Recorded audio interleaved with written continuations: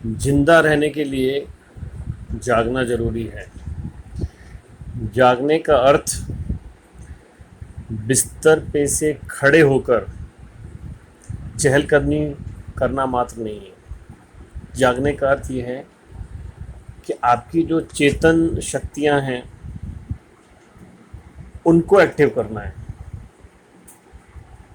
सही और गलत के बीच का जो भेद है, अच्छा और बुरा, ठीक है, अच्छा क्या है बुरा क्या है मेरे लिए, ये गीता और ज्ञान और अध्यात्म की बात अलग हो सकती है, या भी कह सकते हैं कि अहम और वहम हो सकता है। मैं नहीं, मैं बहुत ज़रूरी है। गीता में भी कृष्ण ने कहा है कि अहम ब्रह्मास्मि जो भी कुछ है वो मेरे अंदर है। नहीं, कहने का भाव ये है कि प्रत्येक व्यक्ति को खुद को मोटिवेट करना बहुत ज़रूरी है। और मोटिवेट आप कैसे होंगे? कोई बाहर की शक्ति आकर अगर आपको जगाती है, कोई भारी व्यक्ति की सीढ़ी देखकर, कोई भारी व्यक्ति की किताबें पढ़कर अगर आप अपने दिमाग को चलाते हैं, एक्टिवेट करते हैं, तो मुझे लगता है कि ये कोई बहुत उपयुक्त विधि नहीं है। आप ये देखिए कि बाहर क्या चल रहा है। जो विकसित व्यक्ति हैं, जो एस्टेब्लिश्ड स्थापित व्यक्ति हैं और जो संघर्षशील व्यक्ति हैं, उन दोनों की तुलना में आप अपने आप को कहाँ पाते हैं? देखिए, अगर आप चलेंगे नहीं तो मंजिल तक पहुँचेंगे नहीं, लड़ेंगे नहीं तो जीतेंगे नहीं। जो व्यक्ति लड़ रहा है, जो व्यक्ति संघर्ष कर रहा है लेकिन मंजिल तक नहीं पहुँच रहा, इसका मतलब वो प्रयास कर रहा है, एक ना एक दिन वो ज़रूर पहुँचेगा। लेकिन जो रुका हुआ है, स्थिर है, प्रयासहीन है, वो अस्तित्वहीन है। और आप ये यकीन मानिए कि रुका हुआ तो जल भी जो होता है वो दूषित हो जाता है, उसमें काई लग जाती है, तमाम तरह के दोष आ जाते हैं, पीने योग नहीं रहता और किसी काम के योग नहीं रहता।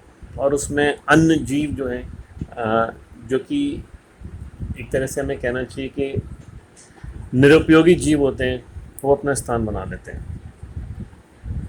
जीवन इतना कठिन नहीं है, इतना संघर्षशील नहीं है, बस हमने उसको जानने का प्रयास नहीं किया।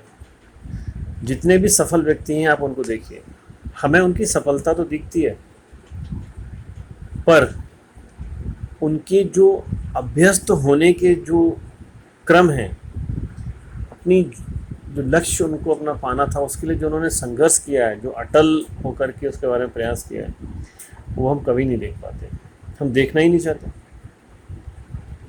हम ये चाहते हैं कि बस हमने किसी चीज़ के बारे में सोचा और वो चीज़ हमें प्राप्त हो जाए। हासिल नहीं हो सकता। जो योद्धा होता है वो लड़ता है, लेकिन लड़ता कब है? पहले उस युद्ध कौशल का वो अभ्यास करता है। तीरंदाज जो व्यक्ति होता है, तीर चलाने का अभ्यास करता है। जब वो अभ्यस्त हो जाता है तब युद्ध करता है। जो शूटर्स होते हैं वो प्रैक्टिस करते हैं, फिर एक दिन आता है जिस दिन उनको अपनी प्रतिभा का प्रदर्शन करना होता है। जैसे आम जिंदगी में आप देखिए, जो लोग नाटक करते हैं वो रिहर्सल करते हैं, फिर एक दिन शो करते हैं। जो भी लोग स्टेज पर प्ले करते हैं, जैसे एक दिन आपको एग्ज़ाम देना है, उसके लिए आप क्या करते हैं? सालों तक मेहनत करते हैं, साल, 1.5 साल, 2 साल।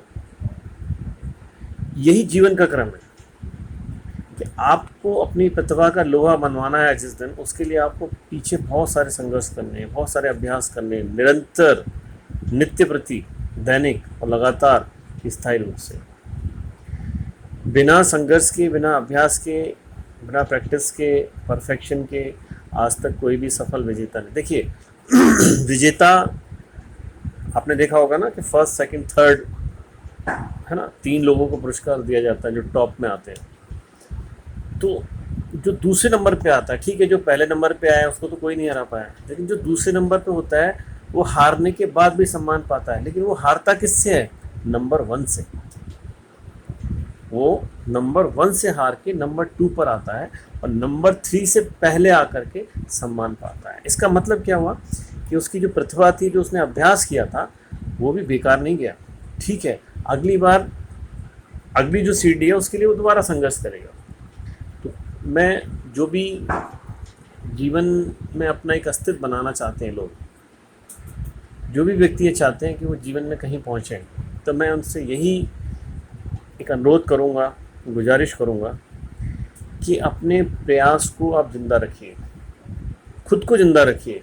और खुद को जिंदा रखने के लिए चैतन्यता बहुत ज़रूरी है। बाहर क्या हो रहा है, क्या टाइम है, क्या प्रैक्टिसेस हैं, क्या रिक्वायरमेंट्स है, टेक्नोलॉजी क्या है ना, मेरी अपनी लायबिलिटीज़ और रिसोर्सेज एसेट्स क्या हैं, ये भी आपको पता होना चाहिए, तभी आप आगे बढ़ेंगे।